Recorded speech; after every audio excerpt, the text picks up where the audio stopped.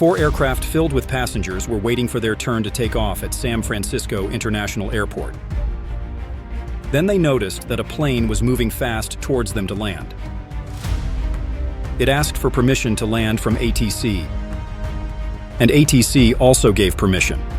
At first, the pilots of the 4 planes thought that maybe this was their misunderstanding, that by coming closer, they would align themselves with the empty runway.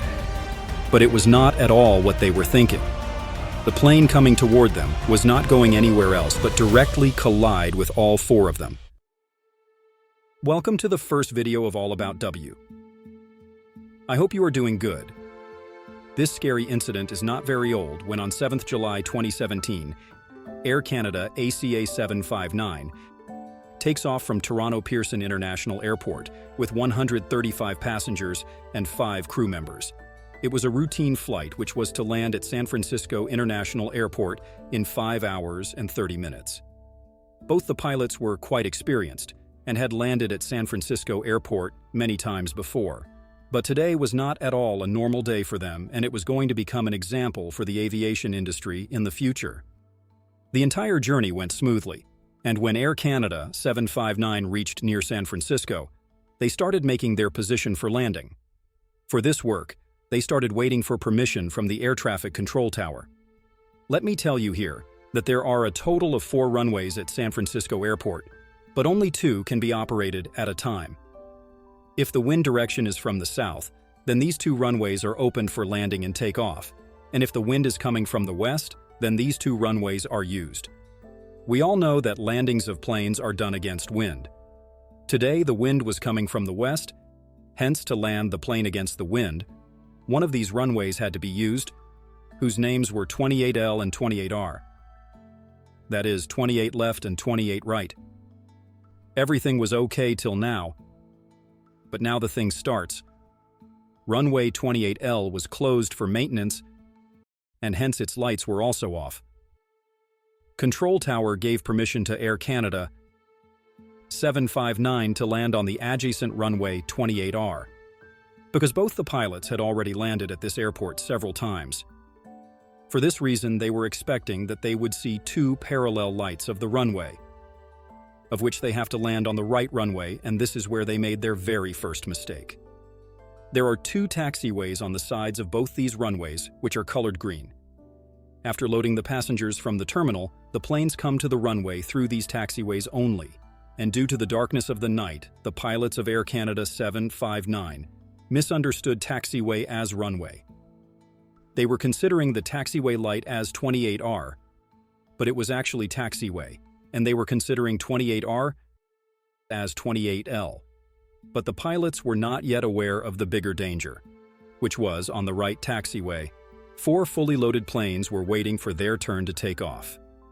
3 were of United One Airlines, and 1 was of Philippines Airlines.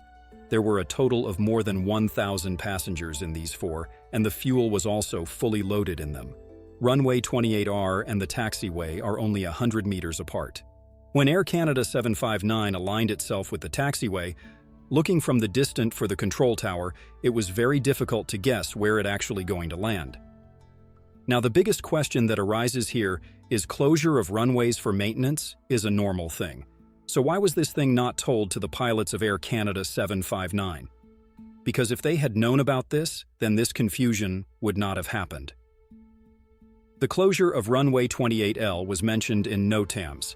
NOTAMs that are notices to air missions are such notices in which all the information from takeoff to landing of the flight is written line by line. And in reality, it is not so easy to point out important notices among these. For this reason, the pilots missed the notice of shutdown of 28L, and this was their second biggest mistake. Air Canada 759 was moving rapidly towards the runway that was actually taxiway.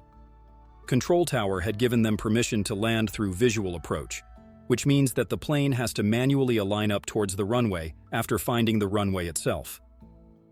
Normally, when the weather is fine, then only visual approach is allowed. But because such accidents have happened many times in the past in which pilots are unable to judge properly during visual approach and then land somewhere else. That is why most of the pilots take the help of instrument guidance system even during visual approach. This instrument guidance system tells the pilots till the end time whether they are landing on the correct runway or not. To activate the system, runway number has to be added to it. Actually, today's modern aircraft activate it by themselves. But this was Airbus A320, in which the guidance system had to be activated manually, which the pilots did not do for some reason. And this was the third big mistake of the pilots. But why were the pilots making mistakes one after the other? Actually, today was a big day for both the pilots. At this time, it was 11:45 p.m., and both of them had not taken any rest for the last 19 hours. At that time, the rules for the Canadian pilots were also not more strict than those of the US. If you are watching this video, till here, hit that like button. Now, we have pointed out 3 mistakes of the pilots of Air Canada 759. But what about those 4 planes who were also able to see that the Air Canada plane was not moving towards the runway, but towards the taxiway, and yet they were not telling anything to Control Tower? Actually, everyone knew that during the visual approach at San Francisco Airport, the plane has to be brought in from the right side, because if the plane comes straight on 28R, then it will have to pass over the Foster City area of San Francisco, causing noise pollution on the population. This is why pilots come closer to the runway and align themselves. This was a normal thing for the pilots of all 4 planes. For this reason, no one reported to the Control Tower.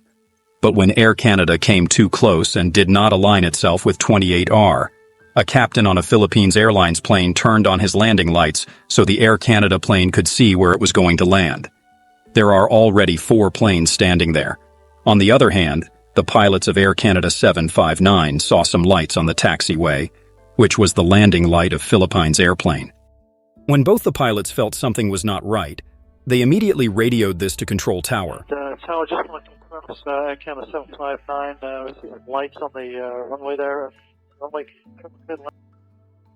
Control Tower replied to him at the same time that there is no one on 28R and it is completely empty. You have permission to land. Air Canada 759, confirm clear to land runway 28 right. There is no one on 28 right, flight 0. Actually, even Control Tower did not know that Air Canada was going to land on taxiway and not on 28R.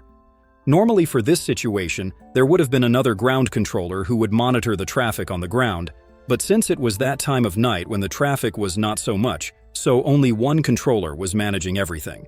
Luckily, the pilots of planes who were waiting on the runway were able to listen to this conversation between Air Canada and the Control Tower. Even they could not understand why Air Canada was not aligned with the runway, even after reaching so close. Now the last few seconds were left. The pilots standing waiting could see their death in front of them. It was confirmed to them that Air Canada was considering the taxiway as the runway. The pilot of United One standing at the front immediately sent this message to the air traffic control tower without disclosing his call sign. Where's this guy going? He's on the taxiway. After this, control tower immediately sent a go-around message to Air Canada. Air Canada, go around. In the go-around, Air Canada 759. At this time, Air Canada was just a few feet above the third plane in line. Luckily, they reacted immediately and regained altitude by raising the liver. Had there been a delay of just 1 more second, what you saw now would have been called the biggest accident in the history of aviation. 1,000 passengers were sitting in 4 planes of taxiway, and 135 passengers were sitting in Air Canada. The fuel in all these planes was also full, and it would have been very difficult to control what would have happened next. After this incident, a full investigation was conducted in which it was proved that the Canadian pilots had made mistake, because neither did they activated the instrument guidance system nor read the notes mentioned on NOTAMs. Apart from this, the National Transportation Safety Board made new rules for San Francisco Airport, in which when a runway is closed, visual approach will not be allowed.